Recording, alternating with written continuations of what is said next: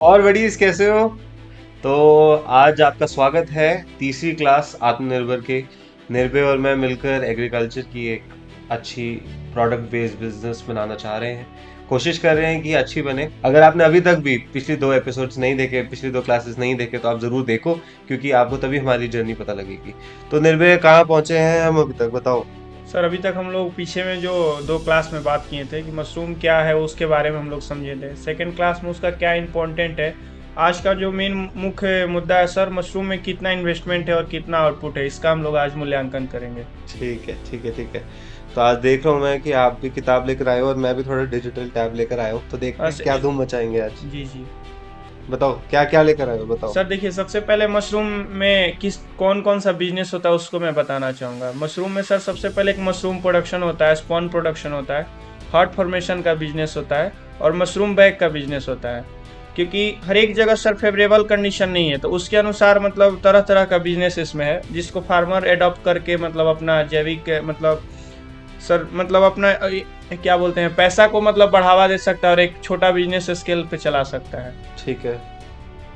तो इसमें अब आगे क्या करना है, मतलब आप कौन सी तरह का बिजनेस कर रहे हो? हम लोग का तो सर जो है ओस्टर का और बटर मशरूम का प्रोडक्शन है, डायरेक्ट मशरूम का हम लोग का बिजनेस है। ठीक है, तो बाकी आपने क्यों बतलाया अभी, बता रहे उसमें इसलिए उसको बताएं सर कि एक सब्स्टिट्यूट है, उसको भी आदमी कर सकता है, उसमें ज़्यादा इन्वेस्टमेंट नहीं है। जितना इन्वेस्टमेंट इसमें लगेगा उसी के रिक्वायरमेंट पे एक स्पॉन प्रोडक्शन में भी लैब का रिक्वायरमेंट है, और सब में सर कोई भी फार्मर उसको कर सकता है।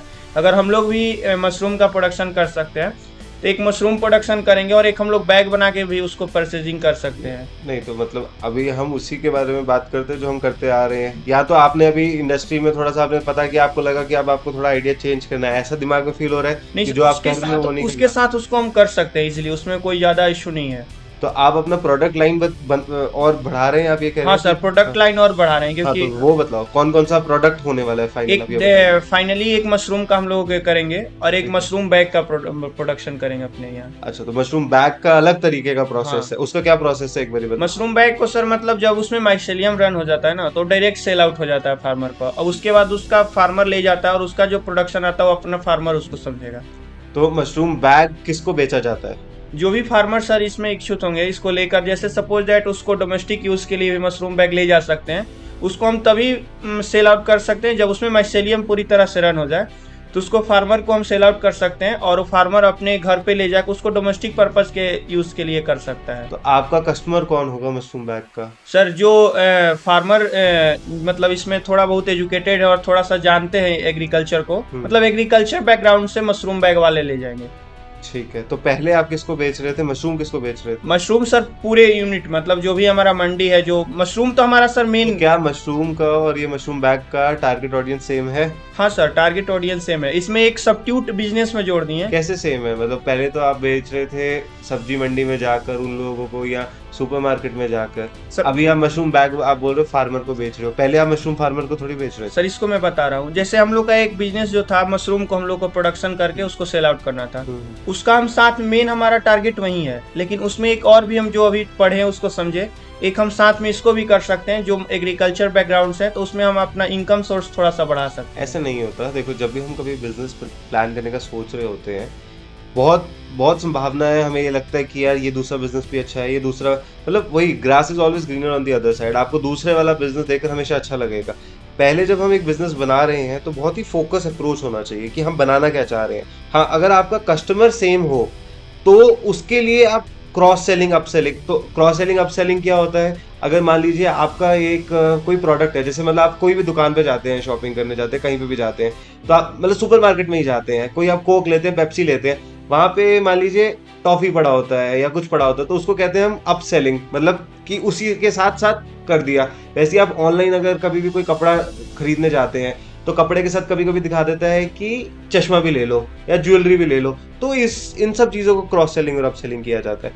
तो जब हमारा टारगेट ऑडियंस सेम है, जब हमारा उतना ही कस्टमर एक्विजिशन कॉस्ट, मतलब एक कस्टमर को अपना कस्टमर बनाने के लिए कितना पैसा खर्च किया, उसको कहते हैं कस्टमर एक्विजिशन कॉस्ट। तो कितना पैसा हमने खर्च कर उसको ऑलरेडी बुलाया है अपने पास, अब हम उसको ही अगर एक प्रोडक्ट एक्स्ट्रा बेच रहे हैं तो हमारा प्रॉफिट बढ़ेगा, उसको हम जरूर अडॉप्ट कर सकते हैं। बट अगर कस्टमर दो अलग अलग हैं, आपके केस में एक हुआ फार्मर और दूसरे केस में एक था डायरेक्ट B2C कस्टमर, वो बिल्कुल अलग अलग कस्टमर हुए। जी तो बेशक आपका रॉ मटेरियल बनाना सब कुछ अलग है, बट मार्केटिंग, सारा प्रोसेस, सारी चीजें अलग अलग हो जाएंगी। तो इसको आप दो अलग बिजनेसेस को कैलकुलेट कर सकते हो, ठीक। इसको आप एक बिजनेस नहीं कर सकते। तो हाँ, कोई बात नहीं, अगर आपको लगता है कि आज तीसरी क्लास में हम बैठे और आपने थोड़ा इंडस्ट्री में थोड़ा सा देखा है, पता किया है, आपको अगर लग रहा है कि मशरूम बैग की डिमांड ज्यादा है, तो हम उधर चेंज कर सकते हैं। बट अगर आपको लगता है नहीं, हमें जो मशरूम का बिजनेस हम बना रहे थे, आपको उसी तरफ आगे जाना है, तो हम आगे जा सकते हैं। तो कहाँ तक क्या सोच रहे हो सर, उसमें सिर्फ गैनोडर्मा ही मतलब उतना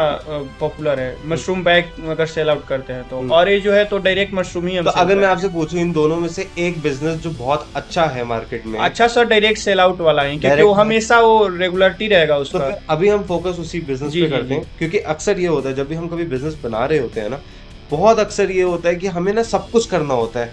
इसको हम कहते हैं परफेक्शन। हर किसी को अपना प्रोडक्ट बिल्कुल परफेक्ट चाहिए होता है। बट मैं ये कहना चाहता हूँ बच्चों को कि आप परसिस्टेंस पे ज्यादा ध्यान दो। मतलब आप हर रोज एक कतरे पे कतरा जोड़ो।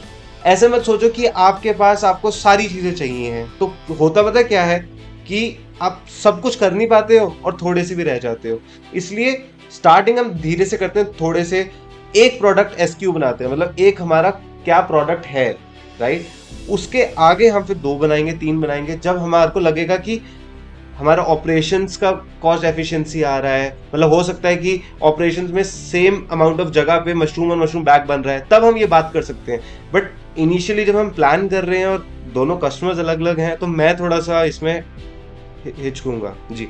तो अभी आपने ये डिसाइड कर लिया जी, हुआ है जी, कि जी। आपको किस तरीके के बिजनेस पे जाना है, कौन सा है फाइनल? सर डायरेक्ट फाइनली मतलब हम लोग को मशरूम सेल आउट करना है, पक्का? प्रोडक्शन देके। जी पक्का है? जी जी।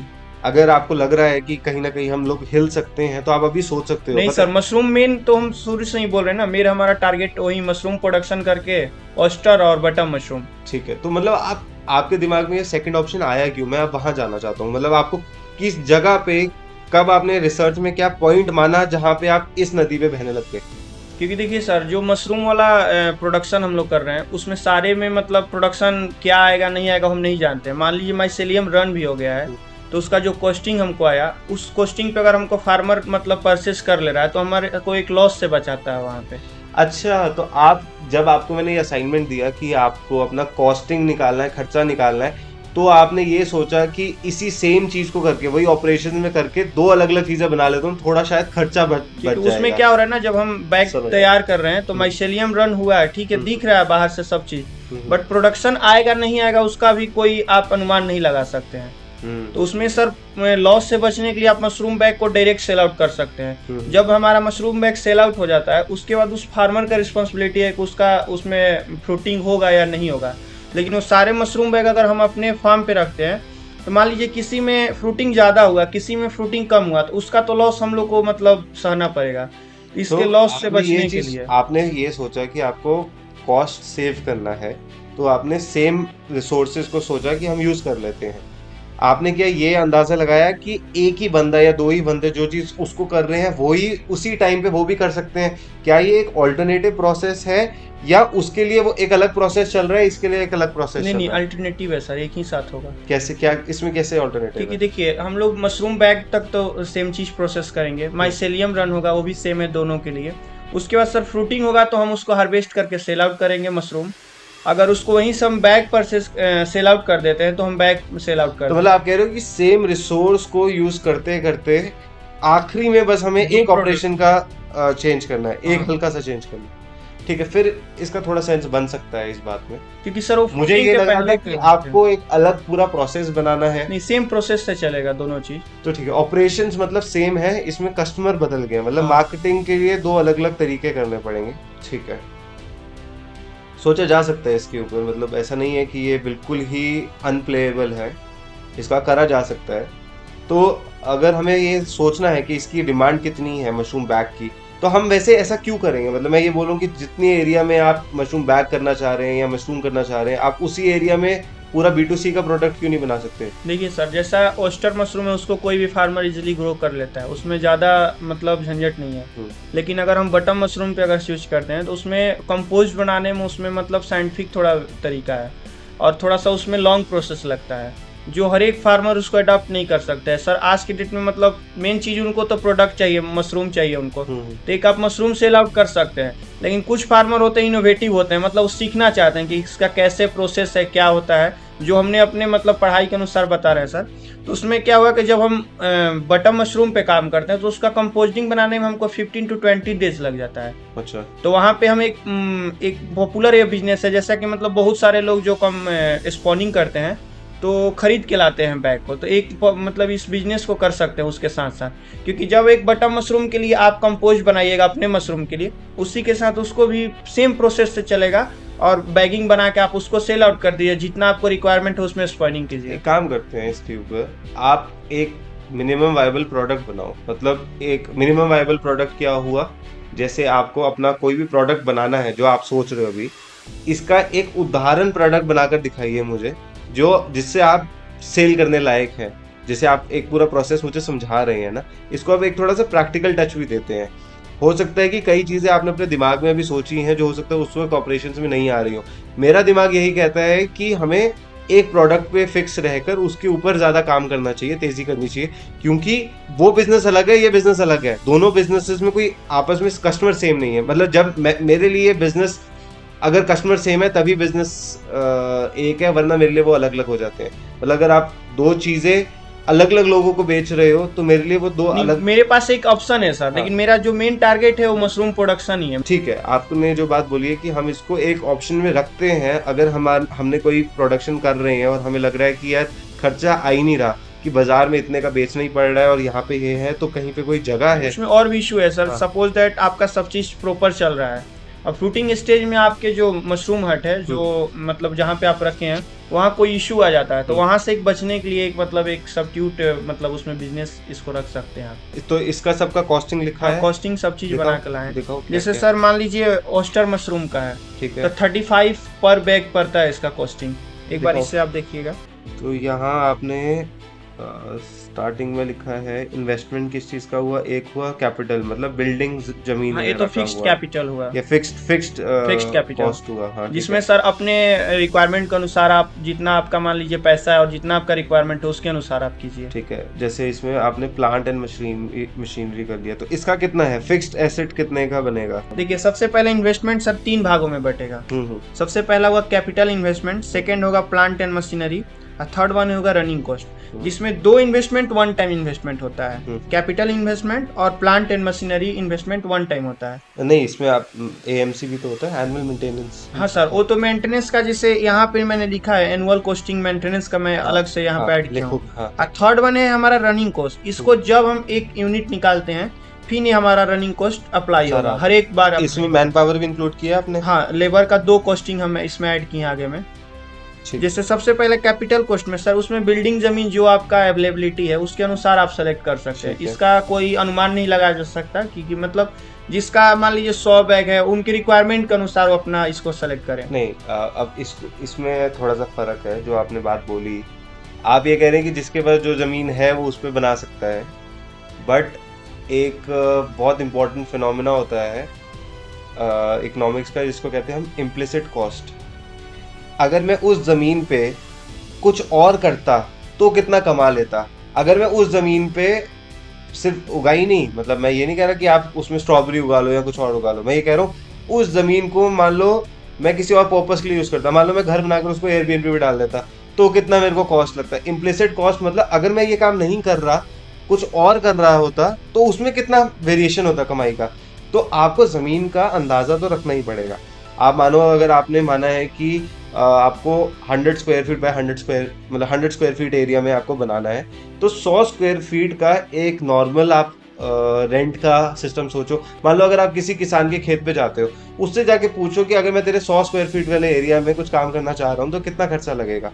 तो वो आपको अपने कैलकुलेशन कॉस्टिंग में ज़रूर रखना है, चाहे ज़मीन आपकी है या नहीं है, क्योंकि उससे आपको ये फ़र्क पता लगता है कि आपका बिजनेस जो आप कर रहे हो उस लैंड पे वो वर्थ इट है या नहीं है। आपको उसका कॉस्ट तो लिखना ही पड़ेगा अपने अंडरस्टैंडिंग के लिए, क्योंकि हर किसी के पास ज़मीन नहीं होती है। हो सकता है आपके पास वो रिसोर्स ऑलरेडी अवेलेबल है, बट उसको कहीं ना कहीं हमें अकाउंट फॉर ज़रूर करना है। अदरवाइज हम अगर अकाउंट नहीं करेंगे तो एक फेक बिजनेस रिपोर्ट आएगी हमारे सामने। ठीक है। सेकेंड वन है सर प्लांट एंड मशीनरी, जिसमें हम कुछ इक्विपमेंट खरीदते हैं जो 1 टाइम इन्वेस्टमेंट होता है। थर्मोमीटर हो गया, ह्यूमिडिफायर हो गया, एक्सर्ट लगाते हैं सर CO2 का कंसंट्रेशन उसमें मेंटेन करने के लिए। LED लाइट लगाते हैं, उसका रिक्वायरमेंट है फ्रूटिंग स्टेज के बाद LED लाइट का। थर्ड वन है हाइग्रोमीटर, फिर स्प्रे कैन यूज करते हैं। ठीक है। इसका अलग अलग प्राइस हम आगे में मेंटेन किए हैं कितना क्या है। थर्ड वन है रनिंग कोस्ट। रनिंग कोस्ट में सर स्ट्रॉ होता है, स्ट्रॉ हम मल्टीपल ऑफ स्ट्रॉ यूज कर सकते हैं। जैसे कि इसमें गेहूं की भूसी को यूज कर सकते हैं, धान की भूसी को यूज कर सकते हैं, सोयाबीन, चने का भूसा, बाजरा का भूसा, सरसों का भूसा और भी तरह तरह का। लेकिन जो बेस्ट आता है मतलब इसमें सोयाबीन का भूसी में सर बेस्ट आता है। अच्छा, तो ये आपने कैसे फाइनल किया कि कौन सा सर बेस्ट मैं है? यहाँ से जो डाटा मैं पढ़ा हूँ, जो भी चीज़ उसका प्रोडक्शन रेट होता है उसका डाटा रहता है, उसके अनुसार सोयाबीन का डाटा ज़्यादा है सर। अच्छा, और सोर्स क्या रखा है इसका, मतलब जैसे आपने डेटा लिया किसी से, तो डेटा का क्या सोर्स कहाँ से लिए हैं? हाँ, वो डेटा का सोर्स क्या है? बुक से लिए हैं, ऑनलाइन लिए हैं, और जो हम पढ़ते हैं वहाँ से जो हमको सिखाए गए उन लोग से बात किए हैं। हाँ, मतलब इंडस्ट्री एक्सपर्ट से बात की है। हाँ, बात करके की वो है। इम्पोर्टेंट है। एक बैग के बिक्री पे कितना रेवेन्यू आया और कितना कॉस्ट लगा, ये सर दिखाना हमारा है। जो रेवेन्यू होगा 65 रुपीज़ पर बैग पे आएगा। अच्छा, तो आपने 200 रुपए से अब उसको लाके 65 पे ले आए नहीं हो? नहीं सर, मैं जो इसमें कैलकुलेशन किया हूँ एक बार इसे आप देखिएगा। हाँ, बताओ। 100 kg में भूसा लिखा हूँ, RS 6 रुपये kg, 600 इसका होगा। ठीक है। स्पॉन हुआ 120 रुपए kg, जो कि इसमें फ्लक्चुएट कर सकता है रेट। ठीक है, कोई बात 1200 हुआ। पॉलीथीन बैग 2 रुपए पीस, 200 पॉलीथीन बैग लगा रहे हैं। ठीक है। बम्बू एंड रस्सी जो हैंगिंग मेथड से करेंगे तो उसमें रस्सी का रिक्वायरमेंट पड़ा, ठीक है। और रेक बना के रखते हैं तो बम्बू का रिक्वायरमेंट पड़ता है। ठीक है। तो यहाँ पे हम 300, लेकिन ये फ्लक्चुएट करेगा सर, आपको कितना रिक्वायरमेंट है उसके अनुसार फ्लक्चुएट करेगा। थर्ड वन है फॉर्मेलिन, बेबेस्टिन, है कुछ केमिकल का यूज कर सकते हैं जो ये मतलब चीप रेस्ट पे उतना हार्ड नहीं है। तो 500 इसमें एक्स्ट्रा ही है सर, मतलब एक एवरेज हम इसको निकाले हैं। ठीक है। इलेक्ट्रिसिटी बिल 2 मंथ के लिए, उसमें कुछ ज़्यादा इलेक्ट्रिसिटी बिल का कोई इन्वॉल्वमेंट नहीं है, तो 200 से 300 इलेक्ट्रिसिटी बिल आया। ठीक है। थर्ड वन है transport and packaging of polythene, जो उसको सर हम पैकेजिंग करवाते हैं, उसमें लेबर कॉस्टिंग और जो भी चीज़ है उसमें 500 से 800 कॉस्टिंग हम लिखेंगे। ठीक है। क्योंकि यहाँ हम लोग 100 बैग का अनुमान लगा रहे हैं। ठीक है। थर्ड वन है टोटल एक्सपेंस हम लोग का 3500 आया। अच्छा, 3500 रुपए का रखा है। 100 बैग का। ठीक है। और पर बैग का हमारा 35 रुपए पड़ा। ठीक है। एवरेज हमारा मान लीजिए यहाँ पे 4000 रुपया, मतलब 100 बैग लगाने पे हमको तो लगेगा। मतलब 40 रुपए का एवरेज आया। हाँ। ठीक है। अब थर्ड वन यहाँ पे है कि प्रॉफिट फ्रॉम 100 बैग से हम कितना प्रॉफिट ले सकते हैं। बताओ। क्रॉप ड्यूरेशन हमारा 45 दिन उसमें लगा। यहाँ क्या है, एवरेज पर बैग मशरूम 1 kg एक बैग से मान लीजिए आता है, तो यहाँ 100 kg आता है, क्योंकि ये हम सब लॉस काट के बना रहे हैं। तो हमको 100 kg मशरूम यहाँ पे मिला। ठीक है। थर्ड वन हमारा एवरेज मार्केट प्राइस 100 kg है, तो 100 kg इंटू 100 kg हमारा इकाई दाई सैकड़ा हजार 10,000 का सेल आउट हुआ हमारा। प्रॉफिट हमारा हुआ 10,000, जिसमें से इन्वेस्टमेंट हमारा 3500 हुआ। ठीक है। तो नेट प्रॉफिट 6500 आया। तो अभी इसके ऊपर हम और काम करते हैं। अच्छा, मैं आपके लिए कुछ आज और लाया था। मैं आपको चाहता था कि आप थोड़ा सा हल्का सा ना और अंदाज़ा लो बिजनेस सीखने का। तो अगली क्लास में मैं आपको AI के बारे में समझाऊंगा, क्योंकि इसमें काफ़ी सारी चीज़ें हम ऑलरेडी पीछे हो गए हैं, वरना मैं सोच के आया था कि मैं आपको थोड़ा AI के बारे में बताऊँ। तो नेक्स्ट क्लास में हम थोड़ा सा चेक करेंगे AI पे कि अपने इंडस्ट्री में चैलेंजेस क्या हैं। हो सकता है कई चीज़ें हमने सोची ना हो, पता ना लगे हो, तो थोड़ा AI यूज़ करते हैं अपने बिजनेस के लिए, देखते हैं कि आर्टिफिशियल इंटेलिजेंस कैसे यूज़ की जा सकती है। ठीक है जी जी ठीक है। तो आपके पास अभी बहुत सारा काम है। मेरे को एक मिनिमम वायबल प्रोडक्ट बना के लाओ, उसका देखो हल्का से कि किस तरीके का उसका एक आपको कॉस्टिंग पड़ा है। जो डायरी में वहाँ लिखा है वो इस कागज में आना चाहिए, और जो एक्स्ट्रा आपने लिखा है वो तो आपको काउंट करना ही करना है। ठीक है, चलो buddies, thank you and hope to see you tomorrow in the class, live entrepreneurship class जो आप लोगों के लिए करी जा रही है। हम लोग बैठेंगे और आपके बिजनेस के लिए भी ऐसा बात करेंगे। Till then, bye, take care.